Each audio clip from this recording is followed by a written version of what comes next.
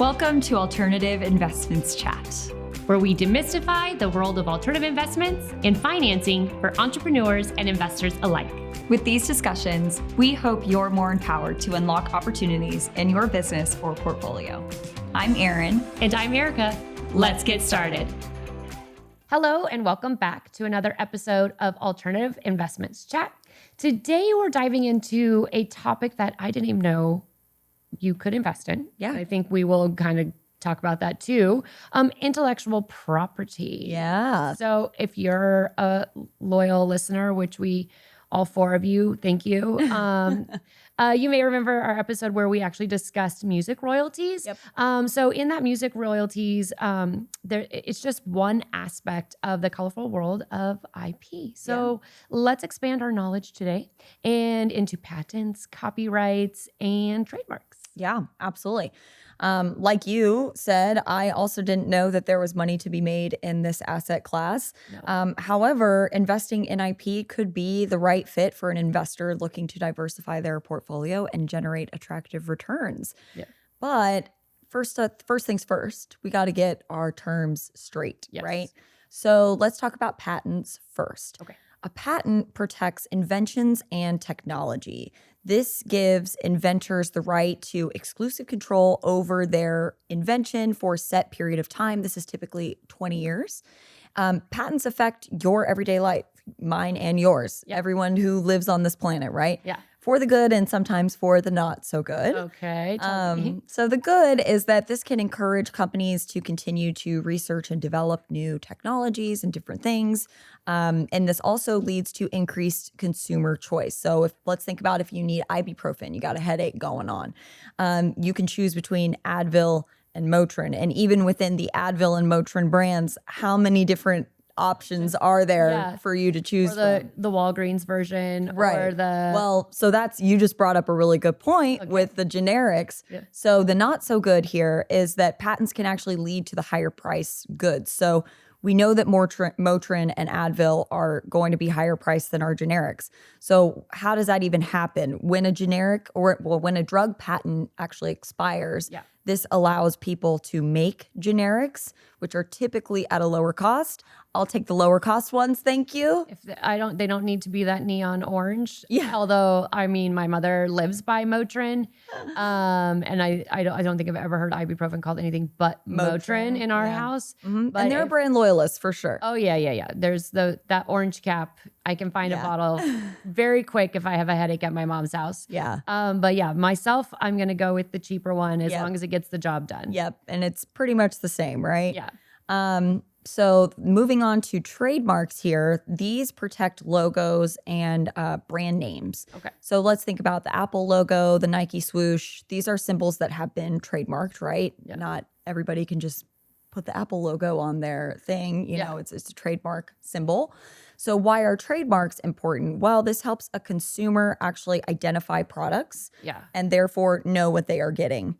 If any company could create a shoe and put the Nike swoosh on it, well, then you wouldn't be able to tell which shoe is actually a Nike shoe and therefore was of quality versus another shoe that they just put the Nike logo on and maybe it falls apart on your foot. That's not fair. It also kind of reminds me of our, when we were talking about commodities and the high-end like collector items like the Nike shoe, as you mentioned, or the really high-end purses. Reminds me of the Prado discussion where you like look a little closer and you're like, wait a second, this says Prado. Yeah, exactly. Because they can't just put Prada on any bag. And then, like you said, how do you know it's of the same quality? Right. And they're going to charge, I guarantee you, the exact same amount as they would at the Prada store. Yeah. For your Prado. For your Prado. Yeah. Stay away from the Prado. Yeah. Here's a fun fact about trademarks. So Beyonce has actually successfully trademarked her daughter's name, Blue Ivy. How is that allowed? Well, so this comes after a long legal battle, like since Blue Ivy was born. So you might be asking, right? Like, why would you want to trademark your daughter's name? Yeah. But according to Jay-Z, and this is a direct quote, people wanted to make products based on our child's name, and you don't want anybody trying to benefit off of your baby's name, which for the very specific circumstances that these people are in, that makes sense, right? I can understand that. They don't want people using Blue Ivy's name to make money and to sell things that maybe somebody gets hurt by a product that's sold with Blue Ivy's name on it. Like that's not a good thing. No, and as consumers, we're automatically going to assume that it's coming from, if it says Blue Ivy, there's only one Blue Ivy that the world That is we're aware of. that the world is obsessed with. So of course you're going to think that it's Beyonce and Jay-Z. If it says Blue Ivy, you're going to think it's coming from them. And if it's a subpar product Or dangerous or or anything. causes cancer, like everything these days does. But you're going to try to sue them. And that's okay. Now I get it. Yeah. So I was getting ready to go trademark my name, but I think we're good. I think you're probably good. When you're as famous as Beyonce, then I think maybe you might want to consider that. Watch out, Queen Bee. I'm on your trail. Watch out. I got nothing. I can't sing, can't dance. So I don't know how I'm going to get you, but I'm coming for you. We'll figure it out. And then that gives us copyrights. So copyrights, we've talked about that with the music royalties, right? These cover creative works of art, like art itself, software, music, and literature. This gives creators the control of how their work is used. So here is an interesting case of copyright infringement. I'm pretty sure all of us know the song Bittersweet Symphony, because it's a bittersweet. See, I can't sing. I already told them that. I forewarned you. Karaoke, This is a song that's by a band called The Verve. Well, maybe what you didn't know is that this song actually samples a version of a Rolling Stones song called The Last Time. While The Verve was actually initially granted the permission to utilize a small sample, the finished product of the song, later it was said that this used way more of a sample than was initially agreed upon. And initially the agreement was, sure, you can use a small sample and we'll split the royalties 50-50. But that kind of went out the window when the song was actually released, and a lawsuit kind of resulted. Of course. And actually the Stones and their former manager were actually receiving 100% of the royalties after the lawsuit was completed. So essentially the Verve earned $0 on this song that everybody knows. Yes, that sucks. It sucks. Up until there's a bittersweet symphony. It is a bittersweet symphony.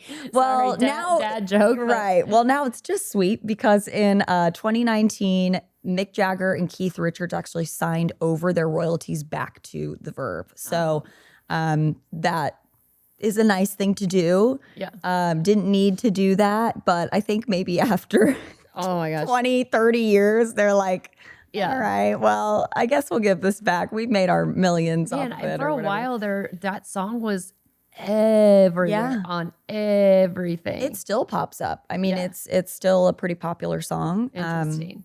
So that's an interesting case of it. And of course, there's plenty more.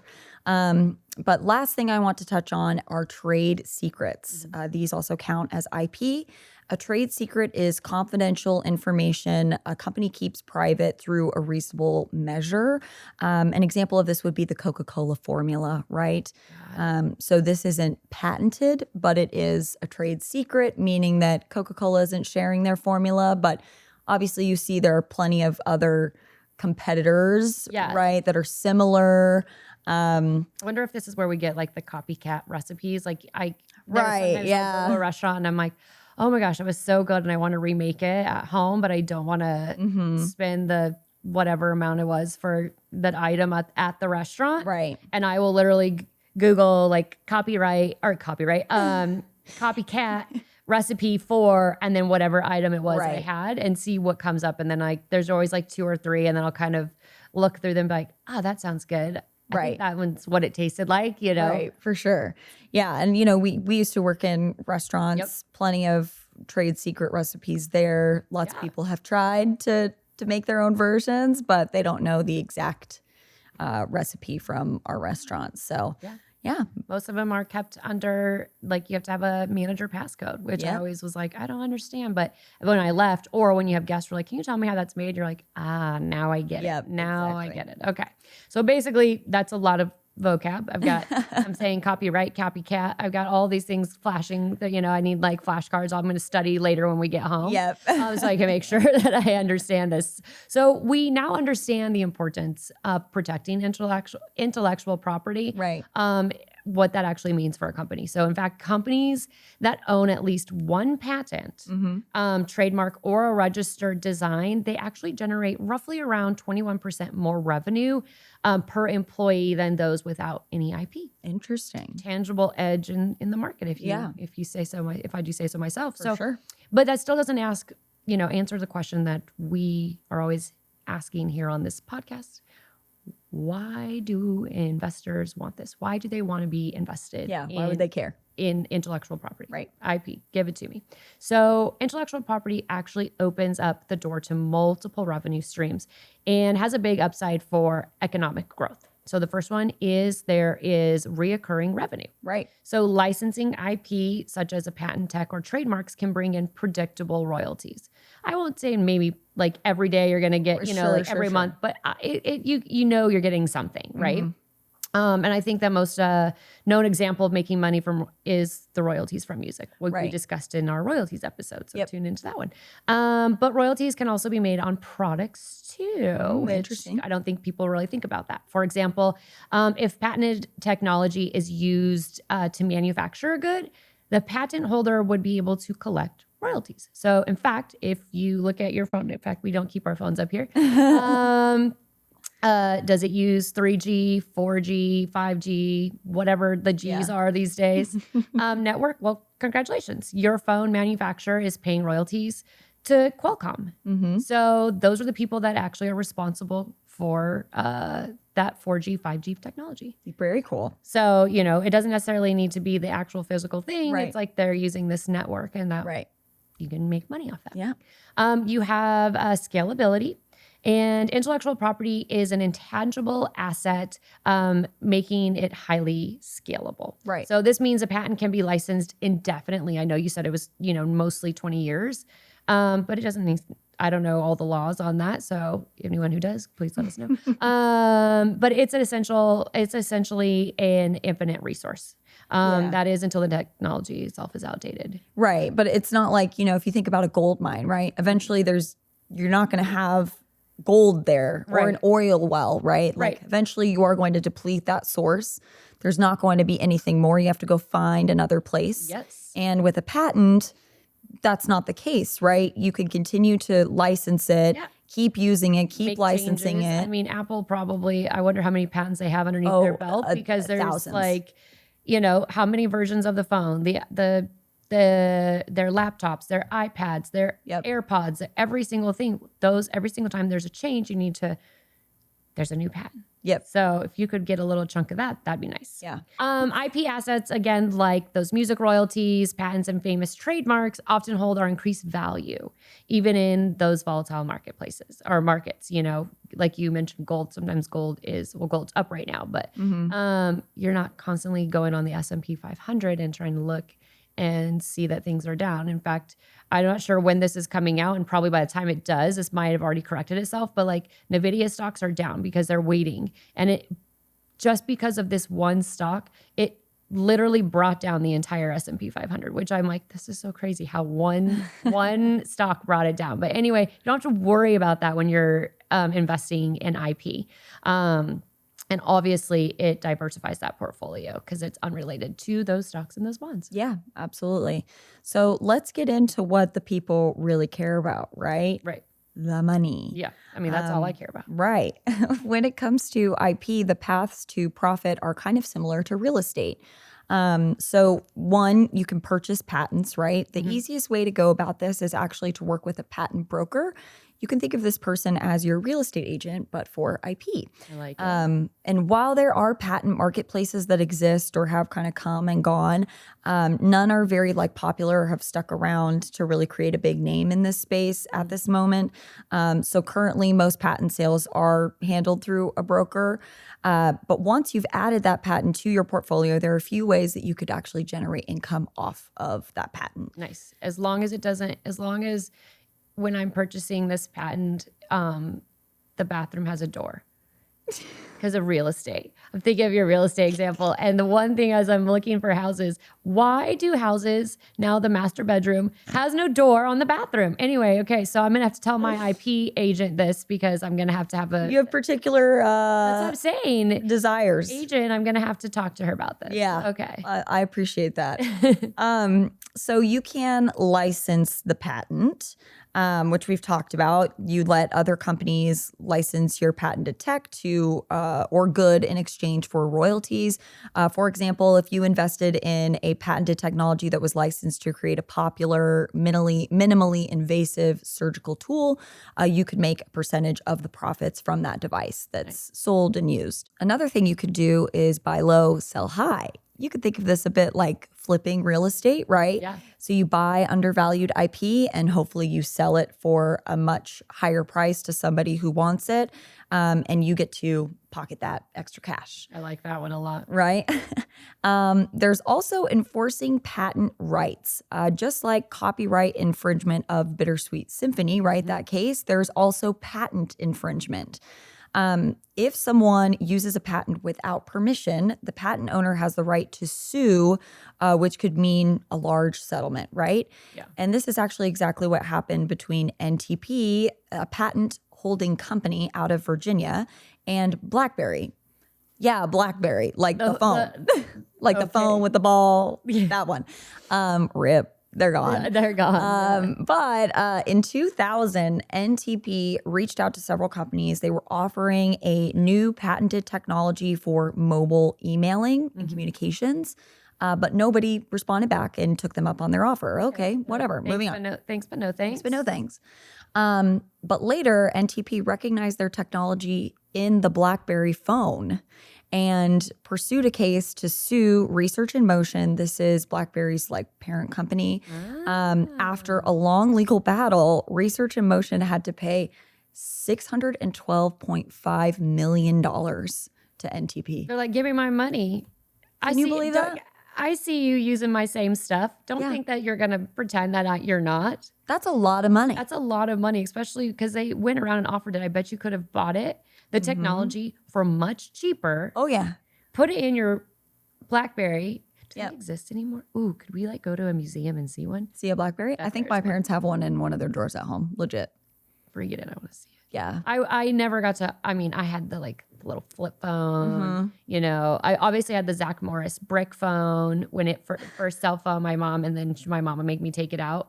She'd be like, oh, you're going to the movies and you take the phone. I'm like, oh, Mom, I don't want to take the phone. Oh, you make me so embarrassed. I have to carry around the brick. I always thought people with Blackberries were so cool, and I never had one. It was a cool phone. My mom had the burgundy one. It was sick. She's got to have it in a drawer. Bring it in. Anyway, sorry. I think she does. Okay, so our last piece here is commercialization. So you could potentially partner up with a company to commercialize your invention, the patented technology, right? Okay. And I don't mean your invention as in you are the inventor. I mean the patent that you purchased. Okay. They use the patent that you purchase, the technology from that, to create a product, and they can source the materials, manufacture, and distribute said product, and you get a share of the profits. I had no idea that intellectual property had so much in common with physical property. Yeah, I'll right. say on that one. So now if you're like me, and probably most of our listeners are, you might be thinking this sounds like a lot of work. Yeah. Uh-huh. So what if an investor doesn't want to personally manage their patent? Well, good news. There's an app for that. There's an app for everything these days, right? No, not really. I wish there was an app for that. But you can hire a firm and they'll do all the work for you, like you mentioned, like your broker. So some brokers even often offer services after the sale of the patent to help you manage it. So, okay, hey, you're coming up, this is going to end. Let's try to fit this into something different. They might get you another patent. Who knows? Right. Think of it like a firm, like we said, for like a property manager. Right. But instead of apartments, they're managing patents and licensing agreements for you. Yeah. So, and as always, there are risks. We love the word risks. So we got to talk about them, right? So there's valuation complexities. So determining the value of IP can be a little tough. Again, if I create something, I get a patent, I think it's going to be, the best next thing since sliced bread. Who says It is. So professional appraisal, market data, and competitive analysis cost money and time. Yep. Okay. So, but you have to have those. Plus, there's no guarantee that the patent will actually hit. Like we just discussed, like I think it's the next best thing. It might not actually hit the market that way. So there's no way of looking into the future to ensure that people will use it. And that's a roll of dice. I mean, it's a big risk. But that's pretty much a risk with all of these alternative assets that we kind of talk about. We just never really know. You have legal risks. We always have legal risks. So there's disputes over ownership. Yeah. Bittersweet symphony. Yep. Or infringement that can lead to costly like lawsuits. We definitely are going to talk about lawsuits here in a future episode, how you can make money on those. But if you're on the receiving side, you don't want to be involved in a lawsuit. Sure. So in that BlackBerry case, NTP secured a large amount of $612.5 million, if you forgot. But they roughly had to pay $2 million in legal fees. 200 million. Oh, 200 million. Yeah. Yeah.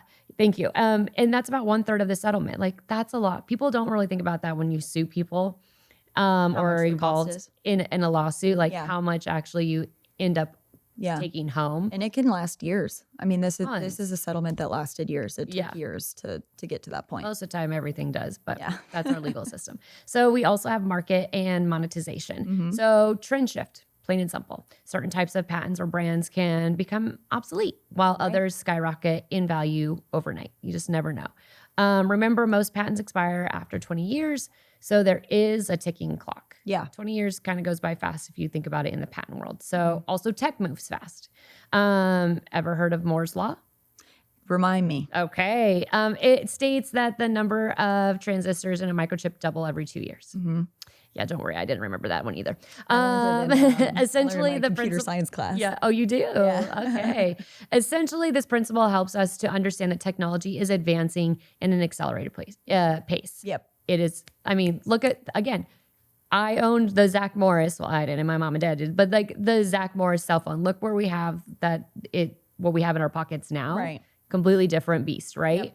Yep. This means that you could there is a chance that you might buy a patent that is obsolete before you can even see the profits. Right. I'm curious to know where the patent is in the brick phone, if anybody using that technology now, probably not. Okay. So, all right. I get it. Risks are important. We got to talk about them, but maybe we should end on a more hopeful note. Okay, tell me. Here are some industries that might be a good place to look for opportunities in patents.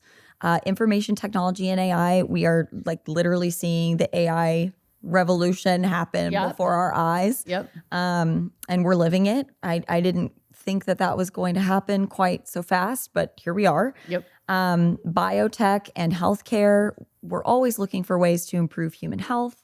We're searching for that fountain of youth, it seems, forever. So I think that'll always be something that we are passionate about. Automotive, specifically electric vehicles, right? Yeah. There's a lot of development that's happening with electric vehicles. There's still a long, long way to go.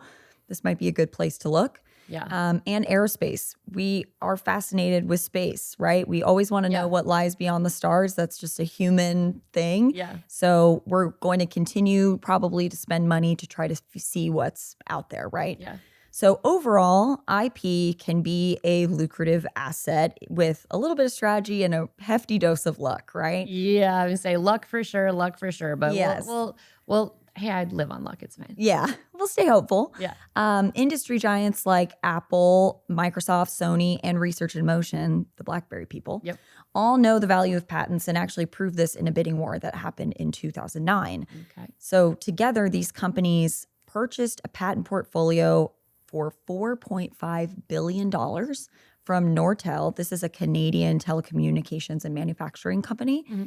And I think that is the definition of putting your money where your mouth is, right? Yeah. This company was going through a bankruptcy, and these huge companies saw an opportunity to swipe up these patents because they felt like they were worth something. Yeah.